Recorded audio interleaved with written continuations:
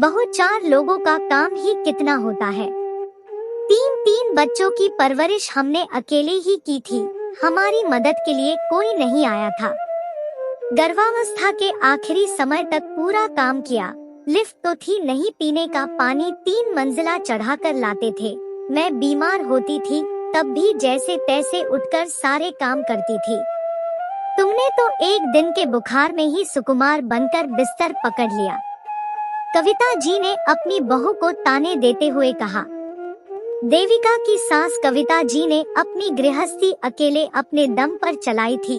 3 बच्चों, 2 बेटियों और 1 बेटे की परवरिश में उन्हें किसी का सहयोग नहीं मिला था। ससुराल गांव में था। पति कमल जी की नौकरी की वजह से कविता जी को भी उनके साथ शहर आना पड़ा। तीनों बच्चों के जन्म के समय 15 दिन उनकी मां ने उन्हें संभाला। कविता जी के मोहफट स्वभाव के कारण उनकी सास ने उनसे पल्ला झाड़ लिया था। बच्चों के जन्म से लेकर शादी तक सब उन्होंने अकेले ही संभाला। इस बात का उन्हें घमंड हो चला था। पिछले साल उनके बेटे नितिन की शादी हुई और देविका उनके घर बहू बनकर आई। दूसरे घर से आई लड़की को ससुराल में सेट होने के लिए सास की हेल्प और मीठे व्यवहार की जरूरत थी, लेकिन इसके विपरीत कविता जी सिर्फ यही राग अलापती। मेरी मदद को कोई नहीं आया, हमने सब अकेले ही संभाला था। अब तुम अपना देखो, हमसे किसी बात की कोई उम्मीद मत रखो। देविका मन ही मन सोचती, आप तो अकेली रहती थी, मैं तो सास के साथ रहकर भी अकेली हूँ। क्या साथ रहने पर एक दूसरे का सहारा नहीं बनना चाहिए? संपन्न ससुराल होने के बावजूद भी बस बर्तन के लिए कामवाली लगा रखी थी।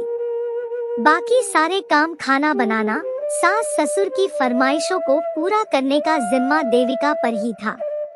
कुछ समय बाद ही देविका ने मां बनने की सूचना दी। देविका ने झाड़ू पोछा और कपड़े धोने के लिए भी कामवाली लगाने की बात कही। 4 लोगों का काम ही कितना होता है। मेरा बेटा दिन रात मेहनत करके कमाए और तुम फिजूल खर्ची करो। कविता जी ने बहू को 2 टूक जवाब सुना दिया। डॉक्टर के हिदायत देने पर 7 महीने बाद कामवाली रखी गई। पहली संतान ससुराल में ही होती है, इसलिए डिलीवरी के लिए अपनी माँ को बुला लेना। मुझसे तो इतना काम नहीं होगा, कविता जी ने कहा। आदर से 2 दिन के लिए भी कभी मेरी माँ को बुलाया नहीं। अब जरूरत के समय इन्हें मेरी माँ याद आ रही है, देविका मन ही मन बुदबुदाई। नियत समय पर डिलीवरी हो गई। देविका ने एक प्यारे से बेटे को जन्म दिया। देविका की मम्मी घर का काम देखती और कविता जी हॉस्पिटल में रहती। हॉस्पिटल से आने के बाद कविता जी सारा दिन अपने कमरे में घुसी रहती। वो दिन भर देविका की मम्मी को कोई ना कोई काम बताती रहती। 1 मिनट भी उन्हें आराम से बैठने नहीं देती। जापे वाली का खाना अलग, बाकी सबका खाना अलग। रात को बच्चा रोए तो उसे भी देविका की मम्मी ही संभालती। कविता जी तो झांकने भी नहीं आती, जबकि दोनों समधन एक ही उम्र की थी। कभी कभी तो कविता जी रूखे शब्दों में बोल देती, आपने अभी तक यह काम नहीं किया, वह काम नहीं किया। जैसे देविका की मम्मी कोई काम वाली हो। देविका को अपनी मम्मी की बेइज्जती बर्दाश्त नहीं हो रही थी। उसने अपनी मम्मी को 15 दिन में वापस भेज दिया। कविता जी ने जैसे तैसे 1 हफ्ता खाने पीने का काम संभाला। बहू के लिए लौकी और तुरई की सब्जी वो 2 दिन की एक साथ फ्रिज में बनाकर रख देती। डिलीवरी को 21 दिन भी पूरे नहीं हुए। कविता जी ने देविका से कहा, तुम्हारे 21 दिन पूरे हो गए हैं, आज से तुम काम शुरू कर देना और अब काम वाली की भी कोई जरूरत नहीं है। झाड़ू पोछा कपड़े करोगी तो शरीर ठीक रहेगा। देखो कैसे बैठे बैठे बेडौल हो गई हो। देविका ने धीरे धीरे काम शुरू कर दिया। शरीर से ज्यादा उसका मन कमजोर पड़ गया था। जिस सास को उसने माँ जैसा सम्मान दिया, उसने उसके साथ परायों जैसा व्यवहार किया। जब कभी देविका सास को बच्चा संभालने के लिए कहती तो कविता जी फिर कहती, मैंने भी बच्चों के साथ काम किया था, अब तुम भी सीखो। एक दिन देविका के बेटे को तेज बुखार था। वो गोद से नीचे उतर ही नहीं रहा था। स्थिति देखते हुए भी कविता जी मंदिर सत्संग में चली गई। शाम को 8 बजे जब कविता जी घर आई तो बहू देविका ने खाने में सिर्फ खिचड़ी ही बनाई थी। ये क्या बहू, तुमने सिर्फ खिचड़ी ही बनाई है? तुम्हें पता है ना, तुम्हारे ससुर जी खिचड़ी पसंद नहीं करते।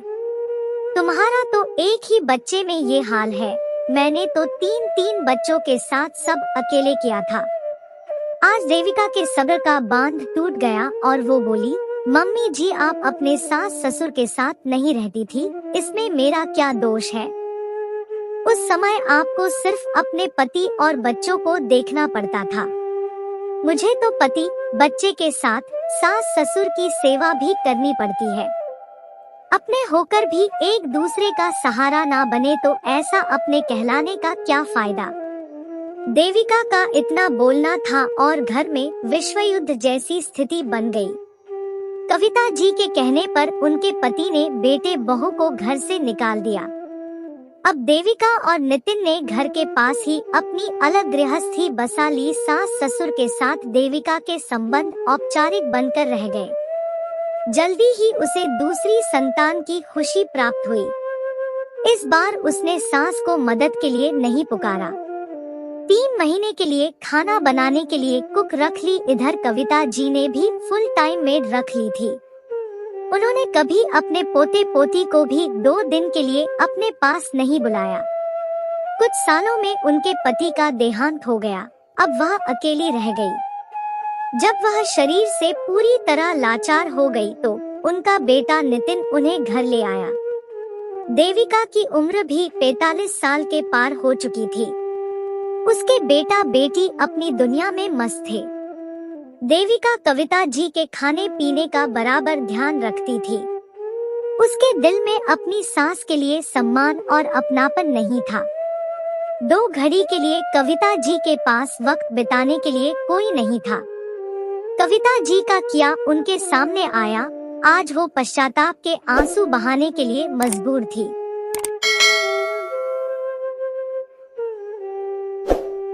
माता पिता के बाद बेटी ने मायके आना बंद कर दिया।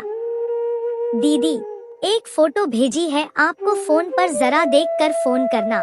भाभी का ऐसे बेवक्त फोन आना एक पल को तो सुहानी को परेशान कर गया था, मगर भाभी की आवाज सामान्य पाकर मन धीर पा गया। भाभी आप सब लोग ठीक हो ना? हाँ दीदी, सब ठीक है, आप फोटो देख लो फिर फोन करना। सुहानी ने फोन उठाकर देखा तो भाभी ने 3 फोटो भेज रखी थी। एक रोटी बेलता शौर्य, एक तवे पर पड़ी रोटी और फिर प्लेट में रखी फूली एकदम परफेक्ट गोल रोटी। भाभी ऐसी इतनी बड़ी और परफेक्ट रोटी तो पापा भी बनाते थे, शौर्य ने बनाई है ये? विश्वास नहीं हो रहा भाभी, सुहानी ने तुरंत भाभी तनु को फोन करके पूछा। तभी तो आपको भेजी है ये फोटो। बहुत दिनों से जिद लगाकर बैठा था कि मुझे रोटी बनाने दो, तो आज मैंने कहा ले अपने लिए रोटी तू खुद ही बना। तेरी कच्ची पक्की और टेढ़ी मेढ़ी रोटी मैं नहीं खाने वाली। मगर इसने तो पहली बार में ही इतनी अच्छी रोटी बना ली कि देखकर मैं तो दंग रह गई। इतनी अच्छी रोटी देखकर तो इनके मुंह से भी यही निकला जो आपने कहा, ये तो पापा के हाथ की रोटी है। हाँ भाभी, जब मम्मी बीमार होती थी तो पापा ऐसी ही पतली पतली रोटी बनाकर हमें खिलाते थे। खुद से पानी का गिलास भी ना उठाने वाले पापा इतनी अच्छी रोटी कैसे बना लेते थे, मैं आज तक नहीं समझ पाई। और आज देखो शौर्य ने भी वैसी ही रोटी बना ली। मैं कहती हूँ ना दीदी, शौर्य की बहुत सी ऐसी चीजें हैं जो हमें पापा जी की याद दिलाती है। पापा जी को गए 2 साल हो गए, मगर आप तो यहाँ आती ही नहीं। मैं ना सही मगर मायके में अभी भी आपके भैया भतीजे हैं, आपका ख्याल रखने के लिए दीदी। अगर आपको भाभी पर भरोसा नहीं है तो नहीं भाभी, ऐसी बात नहीं, भरोसा क्यों नहीं होगा। बस भाभी मैंने खुद को बहुत व्यस्त कर लिया है, इतना काम होता है कि फुर्सत ही नहीं मिलती। मगर आज शौर्य के हाथ की रोटी देखकर मन खुश हो गया। अब तो उसे खाने के लिए वहां आने का मन करने लगा। जल्द ही आने की कोशिश करती हूँ। फोन रखने के बाद सुहानी का मन सच में बहुत खुश था और वो ऑनलाइन टिकट भी देखने लगी। सुहानी और मयंक दोनों भाई बहन ने अपने माता पिता को खो दिया था। पिता को गुजरे हुए ज्यादा दिन नहीं हुए थे। पिता से ज्यादा जुड़ी होने के कारण सुहानी कदम कदम पर उन्हें याद करती और उनकी जरूरत महसूस करती।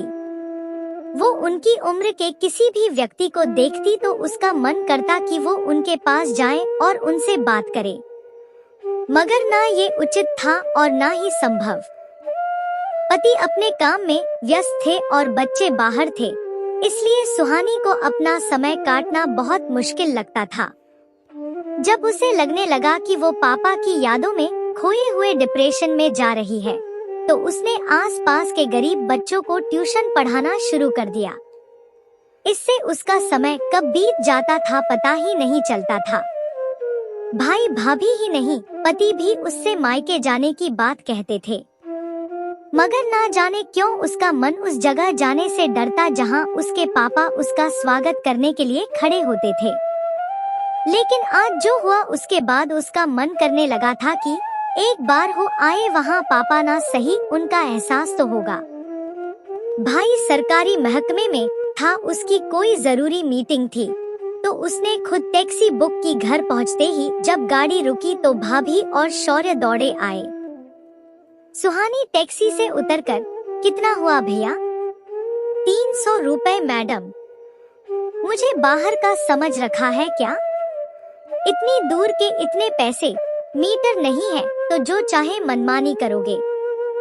बुआ 250 तो बनते हैं, 50 रुपए दे दो बेचारे भैया को, दुआ देंगे। शौर्य बुआ के कान में फुसफुसाते हुए कहने लगा। पापा भी तो ऐसे ही बोलते थे जब माँ और मैं किसी से इसी तरह 5-10 रुपए के लिए उलझती थी। जाने देना बेटा, दुआ देगा। 4 दिन सुहानी अपने मायके में रही। उसने वहाँ पाया कि भैया का स्वभाव जहाँ शुरू से थोड़ा गुस्सैल था, तुरंत ही मरने मारने पर उतारू होने वाला, वहीं शौर्य अपने दादाजी की तरह एकदम शांत, गंभीर और हर बात पर गहन चिंतन करने वाले स्वभाव का था। सुहानी उसके लिए टी-शर्ट लाई थी, जिसे पहनकर वो तुरंत ही खेलने निकल गया। पापा भी उसके लाए कपड़े पहनकर सब जगह घूम आते और बिना पूछे ही सबको बताते फिरते, ये मेरी बेटी लाई है। एक दिन ना जाने किस बात पर भैया भाभी में बहस हो गई। शौर्य किचन में अपनी मम्मी को समझा रहा था, मम्मा आप तो जानती हो ना, पापा का नेचर और उनका वर्कलोड भी कितना रहता है। वो अगर गलत भी है तो हाँ में हाँ मिला दोगी तो क्या ही जाएगा, लड़कर गोल्ड मेडल लोगी क्या? पापा को भी लोग अपनी लड़ाइयाँ सुलझाने के लिए बुलाया करते थे। मम्मी चाहे कितना भी बोलती रहती, बिना किसी भाव के सुनते रहते। फिर आकर पूछती, जवाब है इसका आपके पास? तो कहते, तुम्हारे आगे ला जवाब बनना ही अच्छा लगता है मालकिन। वापस लौटने से एक दिन पहले सुहानी को माइग्रेन अटैक आया। दरअसल तेज धूप में शॉपिंग करके जो आई थी, तो ये तो होना ही था। दवाई से भी आराम नहीं आ रहा था। पापा की तरह बोल पड़ा समझदार शौर्य, क्या जरूरत थी इतनी धूप में शॉपिंग पर जाने की? हर जगह तो हर चीज मिलती है। बुआ मैं सर दबा दूं? बेटा ये दर्द सर दबाने से नहीं, नींद आने के बाद ही जाएगा। एक बार कोशिश करके देखता हूँ। ये कहकर शौर्य बुआ के पास बैठकर धीरे धीरे उनका सर दबाने लगा। कब आराम पड़ गया और कब नींद आ गई उसे पता ही नहीं चला। सुबह उसका मन बहुत हल्का था। सर पर शौर्य के हाथों का स्पर्श बिल्कुल वैसा ही था जिसके लिए वो तरसती थी। प्यार भरा, आशीर्वाद वाला पापा के हाथों सा बुआ को याद करेगा ना शौर्य? जाते समय नम आंखों से सुहानी ने पूछा। तब वो तपाक से बोला, बुआ ही भूल जाती है तो क्या करें? अब आती रहूंगी, तुम भी मम्मी पापा को लेकर आना, सुहानी शौर्य के सर पर हाथ फेरते हुए बोली। ट्रेन में बैठी सुहानी को सबसे ज्यादा शौर्य की याद आ रही थी। उसे याद आ रहा था जब शौर्य होने वाला था, तब उसने पापा से पूछा था, पापा आपको पोता चाहिए या पोती, सच सच बताना। बेटा, इस मामले में मैं बहुत ही स्वार्थी हूँ, मुझे तो पोता चाहिए। अच्छा वंश बढ़ाने के लिए ना, आपसे ये उम्मीद नहीं थी मुझे पापा। अरे सुन तो, वंश तो आजकल बेटा बेटी दोनों से बढ़ता है। मुझे तो पोता इसलिए चाहिए क्योंकि कहते हैं ना, पोते के रूप में दादा का पुनर्जन्म होता है। तब कहाँ समझी थी वो पापा की बात की गहनता को, जो वो अपनी लाडली को अप्रत्यक्ष रूप से समझा रहे थे। मैं आऊंगा तभी तो तेरा मायका मेरे बाद भी बना रहेगा। अपने पोते के रूप में मैं रहूंगा ना तेरे लिए। तभी भाभी के फोन से वो अतीत से बाहर आई। बोलो भाभी, दीदी आती रहना। शौर्य को पहली बार मैंने छुपकर रोते देखा। आप आती जाती रहोगी तो उसे अच्छा लगेगा। भाभी, भतीजे ने मेरा मायका लौटा दिया। ऐसा लगा पापा लौट आए हैं, तो आऊंगी कैसे नहीं उसे मिलने। कह देना अगले महीने, चाहे एक दिन के लिए ही सही, मगर आऊंगी उससे मिलने। ये कहकर सुहानी जोर से सिसक पड़ी।